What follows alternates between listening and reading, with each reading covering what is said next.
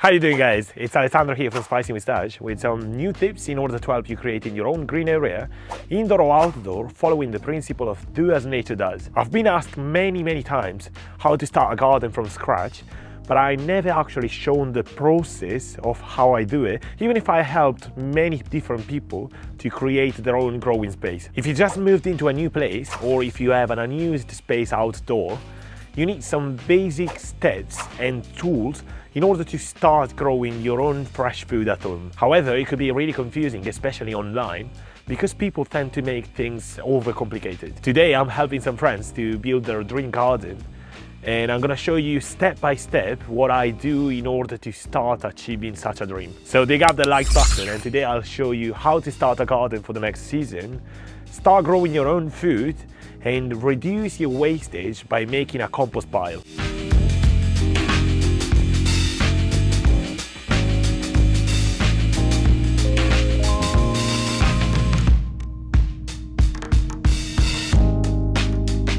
The first step to start your garden with the right food is to source a few tools that will allow you to take care of your growing space. The first essential item that I would like to recommend is a spade. It's the perfect compromise between a trowel and a shovel. It is mainly used to dig holes around the garden to make space for new plants. However, it also helps to shovel in soil or compost out of a bin or a wheelbarrow. Also, it helps in cutting a trench or slice off thick turf. If you're planning to have a raised bed garden like mine, or the one that we're making today, is one of the main tools that you will need to create the growing space. Another item that most people think they can do without, it's a good pair of gloves. They come in different materials and they could also be impermeable. I recommend investing a few extra pounds whenever you buy your pair of gloves, as they will protect your precious hands. Also, you will need a hand trowel. It's perfect for weeding, planting small plants, preparing a small flower bed, or digging out compost or soil out of a container. I would also recommend micro-tip pruning snips. They are ideal for shaping, trimming, and intricate snipping in tight places. Pruning is just perfect for encountering healthy growth on plants and flowers. Another essential item, especially if you're applying the no-dig method, it's a rake. It helps in leveling a raised bed or removing weeds without disturbing the soil. You can also use it if you're mulching to have an even layer of mulch all over your raised beds. On my list of essential items for the garden, I also have a watering can, which is absolutely needed whenever you're watering seedlings or small plants. I have a few with 8 and 10 liters capacity laying around in the garden. An important extra item to add to your watering can, it's a rose, which is the attachment at the end of the watering can that is required to water seedlings and small plants more evenly and lightly. I also made a full video about more essential tools to add to your collection in case you would like a full setup for your garden.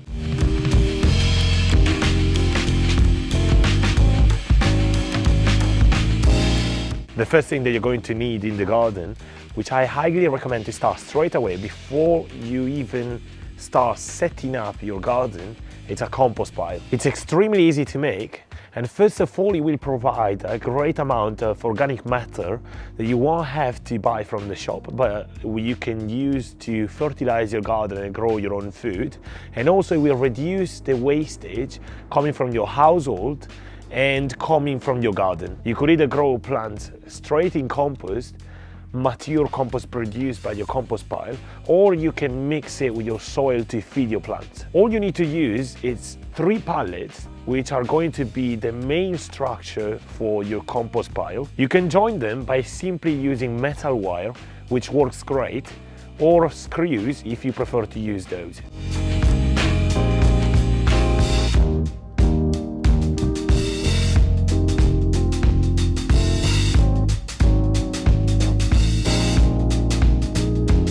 I personally use metal wire to join each corner at the top and bottom. The bottom could be directly in contact with the ground, or you can either apply a thin layer of cardboard, or I made another video about making a compost bin on a concrete floor, which needs to be raised from the floor, and I used an old barrel repurposed to make my own compost. You will simply have to add some cardboard around all the inner side to avoid spilling materials.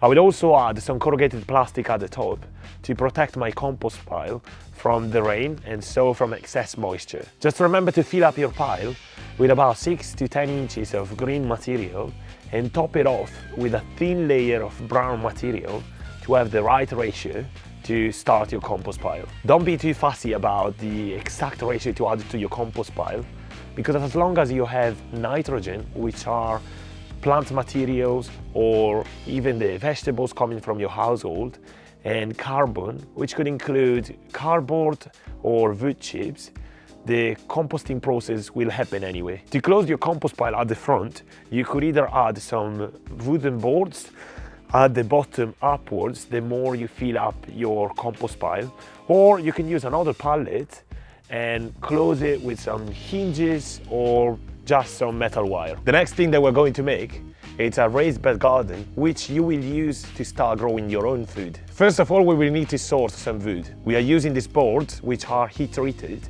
or you could potentially source some oak wood, which hardly rots, or pallet collars, as I showed in one of my previous videos. If you're using boards, cut them the right size and join each corner, adding some screws.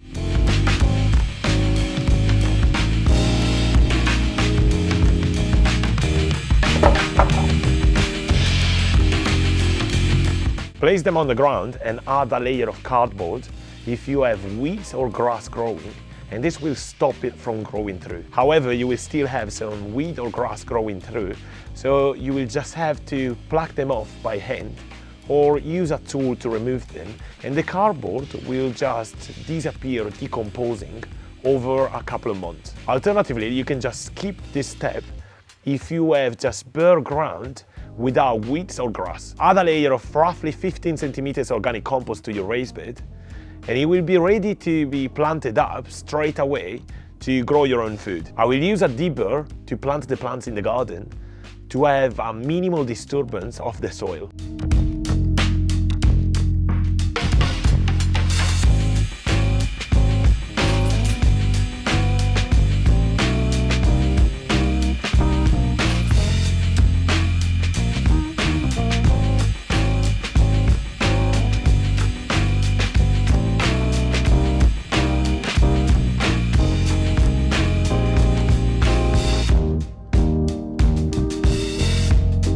Once the plant finishes to produce, just cut them at the base, dispose of the green materials into your compost, and leave the roots in the ground, because they will turn into new nutrients for the plants that you're going to plant after in the same area, as they will be decomposed by the microorganisms. This is all you need to start growing your own food at home and have a productive garden in just a few months.